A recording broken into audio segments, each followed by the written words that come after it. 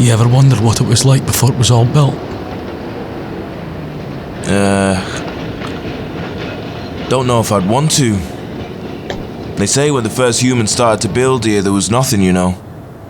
You could walk for miles and the only thing would be you. Alone. Under a new sky. It's funny now that it looks like this. Tell me more.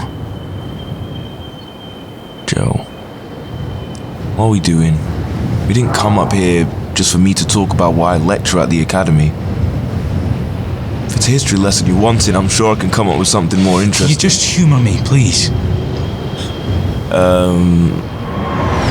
Picture this. Eric Sinclair, 40 years old, born in New England. Pioneer, author, and founder of our here city. I think he can describe it better than me. In his book, he wrote, "In the grip of desolation, I stepped out of my vehicle and was the first human to touch this barren land, where life's breath had long been lost. The silence, it weighed on me, deafening. A prelude to a tale yet to be told. I found myself thinking of the first human who stepped on the moon all those centuries ago, and in that moment we were connected through time. Though unlike him, I had no profound words. I too was silent like this world. Yet amidst this all, a vision so clear it was already real. A vision of Osteria. A city. A haven where humanity could cast aside its differences and start anew. Enough! I bet he never thought his haven would turn into this. And I bet he'd still be silent. You know, the weight of regret reminding him the importance of choice. Did you know half this population hasn't even seen the sky? But me and you are the lucky ones, aren't we? Never wanted for anything, could have anything. Jesus, I could jump off this building, smash into 100 pieces, and they'd still find a way to put me back together. But she didn't stand a chance, man. Joseph, it's not worth No, Adam, no. Let me finish. She had a fucking fever, a flu. Do you know how easily they could have saved her? She used to come up here, you know, just to get away from it. Look at them down there, Adam. I mean, really look. They haven't got a clue how bad they've got it, and they don't even give a shit. This city just eats. It eats our bodies when we die, our souls when we're alive, and leaves us with nothing. No matter. What is that? Joseph, how did you take that out? Jesus, Joseph, that implant is how they can tell the difference between you and them.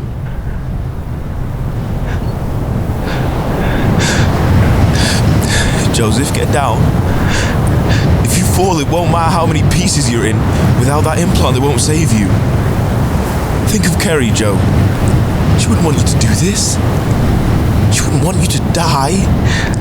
Oh, fuck, man. I don't want you to die. Hey, Adam.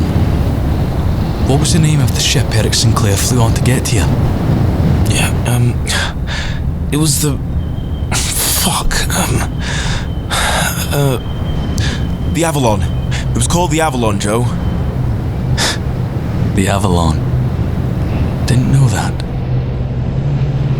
What a pompous prick.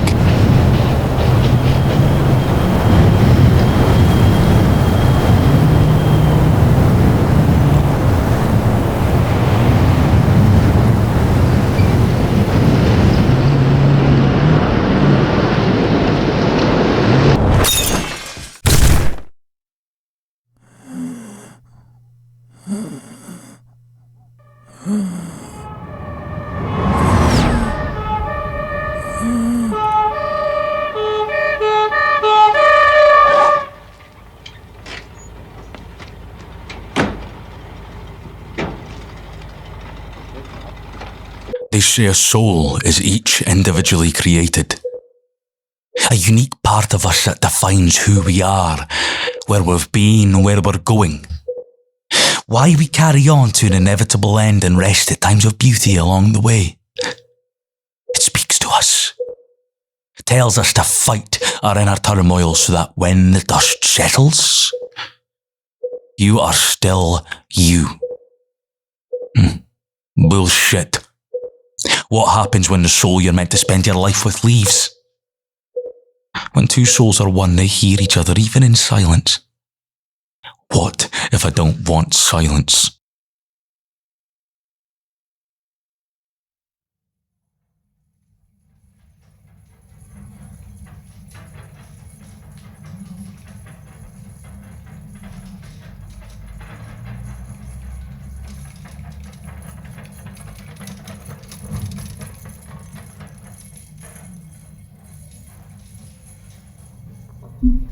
Congratulations on your future promotion, Doctor.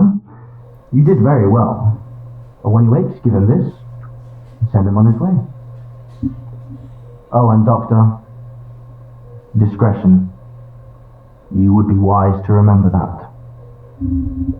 Sir, forgive me for speaking out of turn, but I don't believe it's in this man's best interest to be let go so soon. His body is broken, not to mention his mind.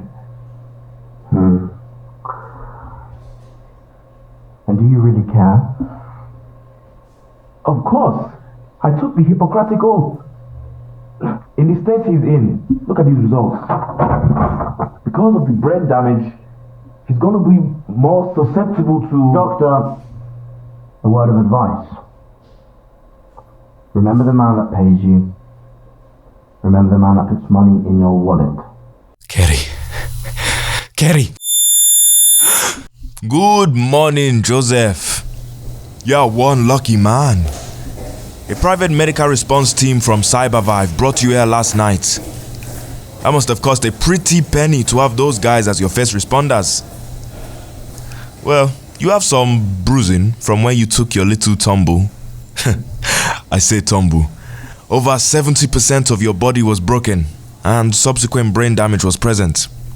However, don't worry. You're right as rain. Not a hair out of place. Cybervive, did you say? Cybervive, I didn't hire them. How did I know I was there? How did I get here? I took out my... Joseph, there's no need to worry. There is a reason why those who live on the upper districts of the city rarely have accidents. You don't think a little chip can be the only way we know who you are? Which I see you have taken the liberty of removing. Quite rudimentary, might I add. No. Why can't you lot just let me fucking die? It's my decision, my choice. If I want to die, mine alone. If I don't want to look at this stinking city one more day. You lot are all the same. Cybervive Quantum Care. You don't care about us. Listen here, oh boy. I'm only going to say this once. Dying is the easy part. 1 minute you're there, the next you're not. But it's death's footprint that mark the path of life. I can heal your body, yes. Prevent death even. But eventually, you will die. But not yet. Do you know the amount of people who would kill for this kind of care? You walk on the lower districts and you see hundreds of homeless. Mothers who have sold more than just their body so that their children can eat something other than scraps. And now you. Pathetic. But it would seem somebody is looking out for you. They left you this.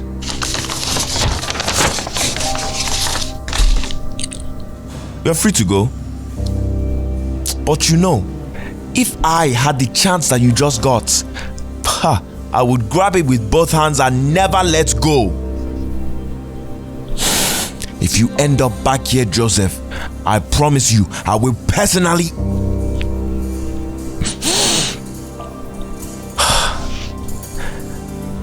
I will keep you alive again and again. Because believe it or not, I do care. Now go home. I'm sure you can manage that on your own.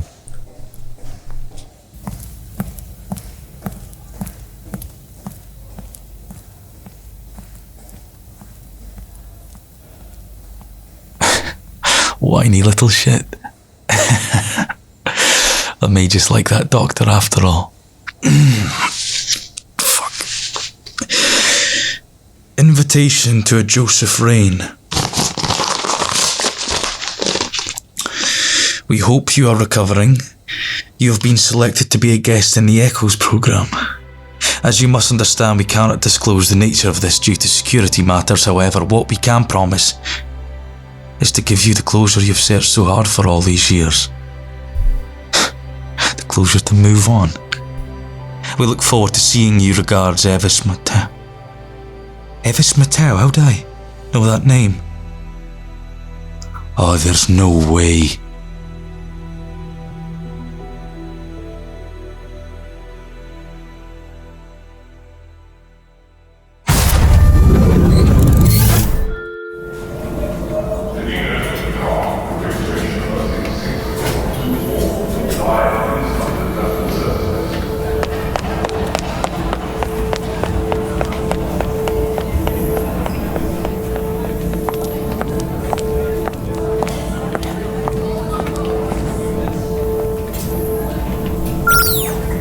Please state your location and choice of transport. 11 Octenal Avenue, District 4, transport via Spire taxi. Thank you. Please place your hand on the scanner.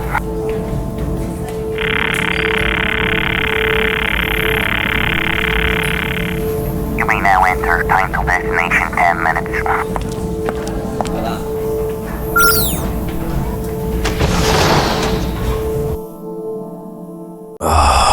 Maybe jumping off a building wasn't the best idea. My fucking neck. Radio on. Osteria! Are you ready for a night in the neon-lit wonderland?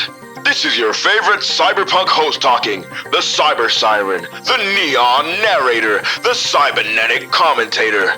You can call me anything, baby. Let's kick the broadcast off with some headlines across the 7 districts. First off, Osteria remains a shining beacon of well-being. But could such impeccable healthcare carry a hidden price? Next up, are our digital dreams unwittingly trading fragments of our authenticity? Keep listening to find out. Let me share a secret with you, Osteria. Listen closely. Closer. Come on, closer. Don't be shy. Hey. Watch the nose. For within our rhythms of life, a sense of unrest flutters. Changing tiptoes on the horizon, waiting to reveal its true face. Who knew I was such a poet? Well, before we dive in, let's have a song. So, Osteria, keep your neural implants locked onto this frequency. Remember, the future is now, and we're living in it. Stay plugged in, stay curious, and have an electrifying night. Now for some old earth jazz. My favorite.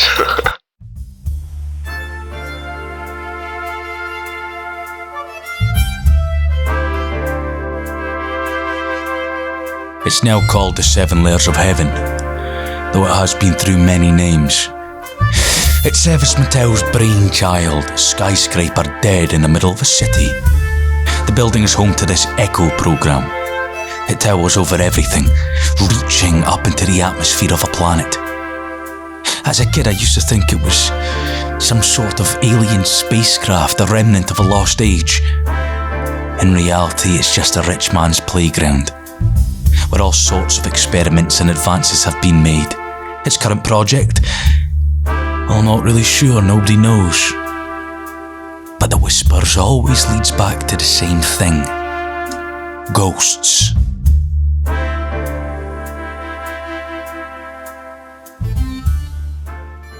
Welcome home.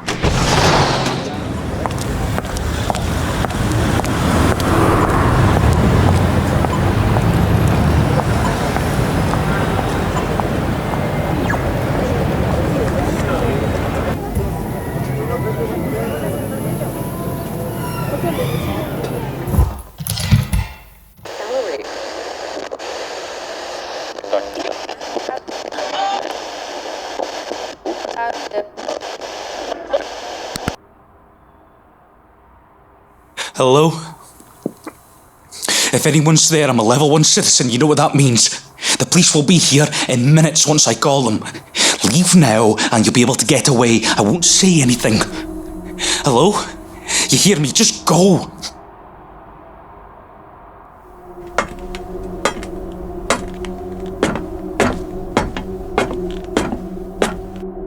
I closed that door when I left. I should just leave. Oh, fuck.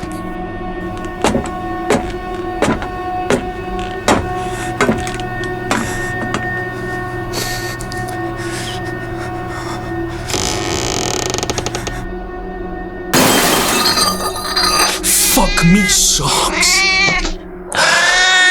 Why'd you have to scare me like that, you dumb cat? Sorry I left you. I know you miss Mum. I do too. I've got some news. I think I'm gonna get to see her again. I know, right? Crazy. I'm sorry, buddy, but there's no cats allowed. I wish you could come between us. I'm kinda scared. You find that funny, do you? Come on, buddy, let's get to bed. Deactivate. I'll wake you up when I get back, and I'll tell you all about it. Okay?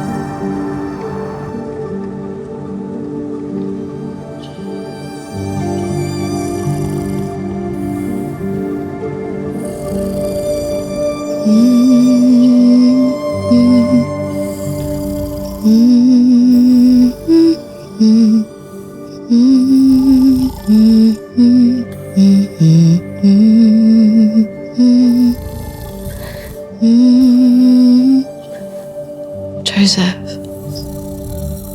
please don't come looking for me. Joseph, I...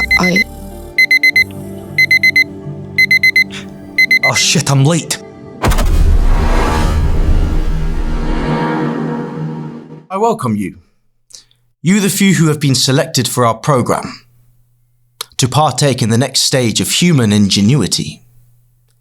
You will have the chance to see and hear what once was thought to be impossible. I ask you to trust me. What I am about to say may sound preposterous, but I believe deep down you already know. Know why you were chosen. Each one of you experienced a loss, a death, abruptly, painfully, and without warning. And you have failed to accept this simple fact time and time again, even though those around you have urged you to move on. They were wrong. The soul never dies. Not truly. It just transitions. And here, we can bring it back. Bring them back. A mother grieving over the loss of a son. A doctor who no longer believes in himself, living in regret because he couldn't save a patient. The soldier whose mind is slowly failing, and each night it shows him the faces of the dead in his dreams. Or you, Joseph. A man in so much pain, he felt he couldn't keep on living. But Joseph, a choice exists in every fleeting moment. We can cling to the past or awaken to the present. The choice is yours. Excuse me, I'm sorry, but who are you talking to? I'm the only person that's here. Everyone else has already begun. I felt you would have wanted to have heard the same speech I gave them. I found it quite inspiring myself. Very good. So, how does this place actually work? I can't help you anymore. Everything you do from now on is your choice. This building is free for you to use, Joseph. Every room, every floor, every door, explore them. Each area will give you something new. What I will say is that you are stronger than you know. Here in this place, you may see or hear things that are amazing, but you might experience some things that will terrify you. You are free to leave whenever, of course. But, Joseph, if you stay and find what it is that you are looking for, I promise you, life will seem worth living. If I were you, I'd start with the lift. See you, Joseph. Good luck.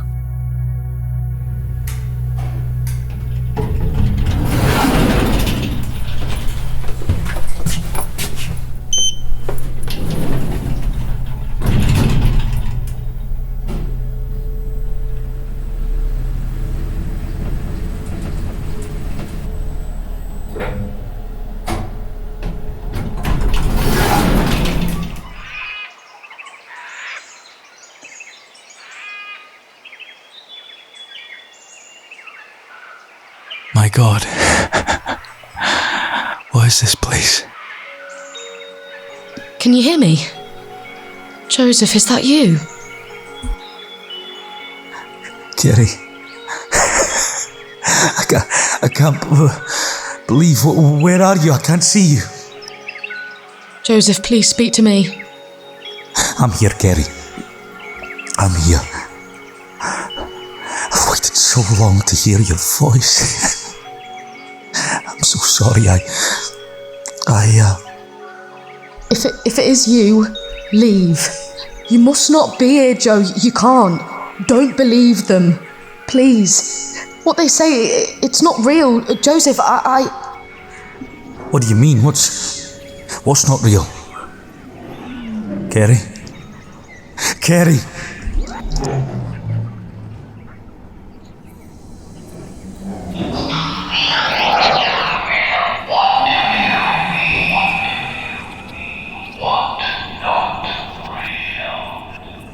Who are you? Where is Kerry? What have you done with her? How did you know I said that? Who the fuck are you?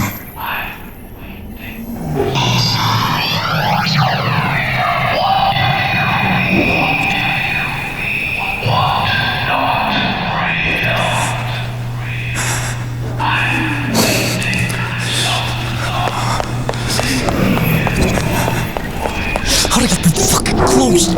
Close!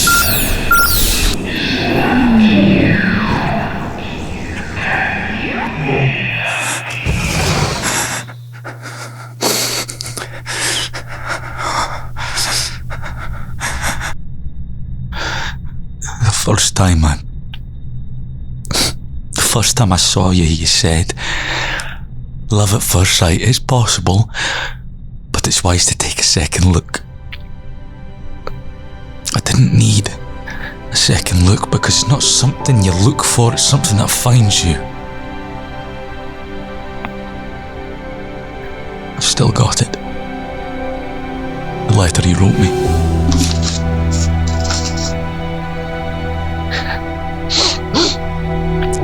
Find strength in our bond and carry me with you. Though we part ways, no, my love for you will forever be in the depths of your heart. When two souls are one, they hear each other, even in silence. Goodbye, love. I will see you again.